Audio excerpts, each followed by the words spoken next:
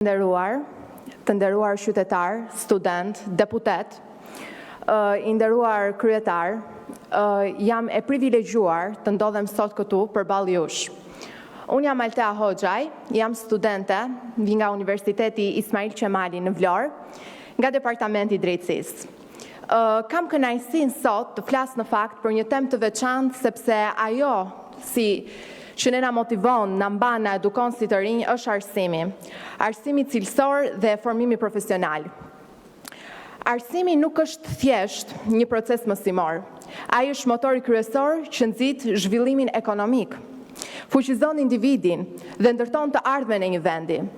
Kur flasim për arsimin, flasim për zemrën e një shoqërie e cila është e zhvilluar, është e moderuar, ka vlera, të edukon, të mëson se cili je dhe çfarë duhet të bësh në një të ardhme. Një arsim i mirë nuk mbaron në klasa, nuk mbaron as në auditore, nuk mbaron as përtej dyerve të universiteteve.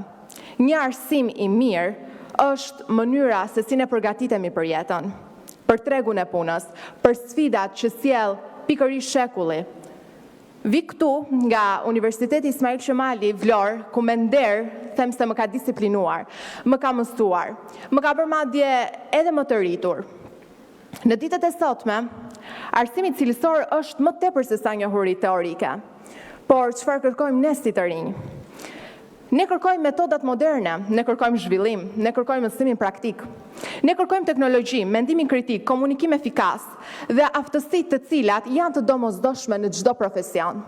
Ne nuk kërkojmë diploma, ne kërkojmë profesionist, ne kërkojmë të edukohemi, ne kërkojmë kulturën tonë. Shqipëria është një vend i vogël, por unë mendoj se prej tij mund të dalin profesionist dhe njerëz shumë të mirë. Po aq i rëndësishëm është formimi profesional. Të mësosh një profesion do të thotë të fitosh aftësi konkrete, të zhvillosh talente personale dhe të krijosh një bazë të fortë dhe pavarësinë tënde ekonomike. Formimi profesional nuk është vetëm një alternativë. Është më shumë. Arsimi cilësor mendoj se nuk është një luks, por është një e drejtë. Dhe formimi profesional nuk është një opsion, po është një domosdoshmëri. Jam e sigurt se të gjithë ne, të rinj, studentët që ndodhemi këtu sot, kemi nevojë për një gjë të tillë, sepse arsimimi është shtylla kryesore, të bën së pari një njeri të mirë, një njeri me kulturë dhe më pas të bën një profesionist që në të ardhmen pse jo, të jemi ne në këtë vend dhe të kontribuojmë, mos largohemi prej tij. Ju falenderoj shumë.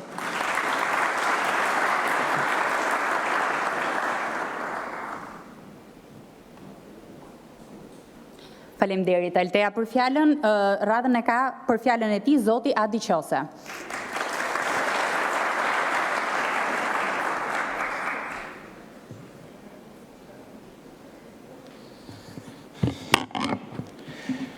Të dashur të rinj e të reja të gjithë Shqipërisë, në fakt kur para disa ditësh mora ftesën për të qenë në këtë takim me ju, në 8 dhjetor, nisa të shkruaj një fjalim.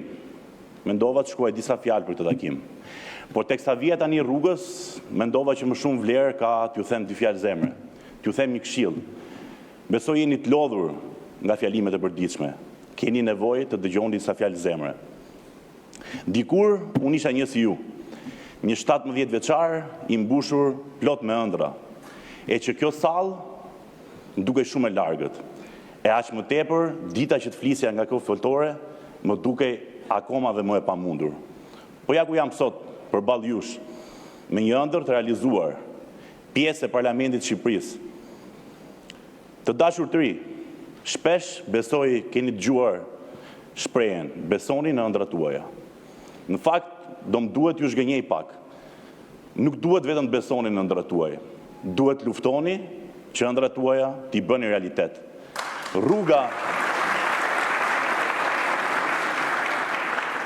Rruga drejt realizimit të ëndrave tuaja nuk do të jetë e lehtë.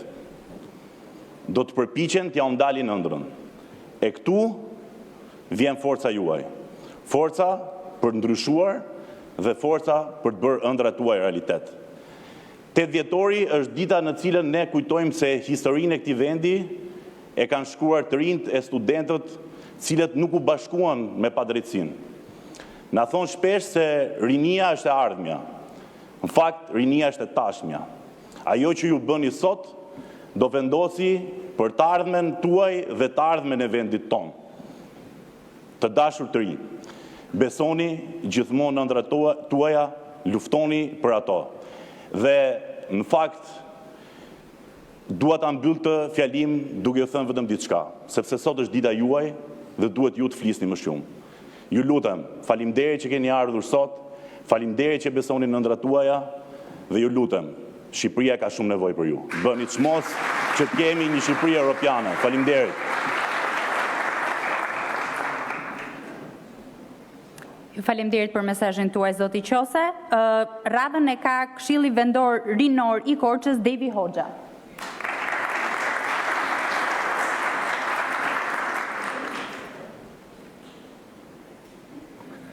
I nderuar kryetari i Kuvendit, zonja zëvendës kryetare, kryeministra, ministra, deputet, përfaqësues të Agjencisë Kombëtare të Rinisë dhe të rinj nga e gjithë Shqipëria, mirëdita. Në fakt po e nis me një kritik të vogël për zonjën zëvendës kryetare të Kuvendit dhe këshill për seancat e tjera plenare, që do doja që të vendosej himni shqiptar në çdo fillim të seance, do ishte edhe një përgjegjësi akoma më e shtuar, duke qenë se teksti i himnit shqiptar është një tekst që motivon edhe i vë njerëzit deputetët përpara përgjegjësisë.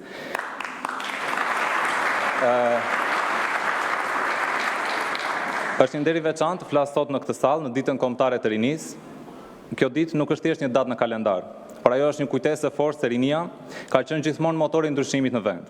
Është po kaq një thirrje që brezi ynë të vazhdojë të ndërtojë, të sfidojë, të kërkojë më shumë dhe të mos heqë dorë kurrë nga ëndrat e tij.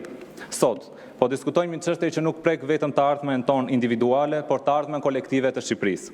Arsimin cilësor dhe rrugën profesionale që na pret pas tij. Arsimi është themeli mbi të cilin ngrihen institucionet, demokracia, ekonomia dhe vetë identiteti një kombi.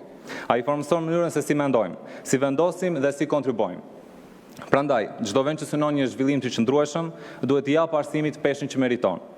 Duhet pranuar se në vitet e fundit janë bërë hapa të rëndësishëm në këtë drejtim. Investime në shkolla, universitete, programe digjitale, qendra rinore, orientim profesional si dhe nisja një bashkëpunimi më të ngushtë mes arsimit dhe tregut të punës. Të gjitha këto tregojnë se ka një vullnet të qartë institucional për të ecur përpara, dhe ne e vlerësojmë këtë. Por sfidat e reja kërkojnë përgjigje të reja. Cilësia e arsimit është thelbi i këtij diskutimi. Brezi ynë jeton në një kohë ku tregu i punës ndryshon me shpejtësi, ku profesionet e reja lindin çdo vit dhe ku teknologjia transformon gjithçka. Arsimi duhet të ecë me këtë ritëm. Ne kemi nevojë për një sistem që i pajisë të rinjt me njohuri praktike dhe jo vetëm teorike, nxit kreativitetin dhe zgjidhjen e problemeve. I mëson të punojnë në ekip, të komunikojnë dhe të udhëheqin.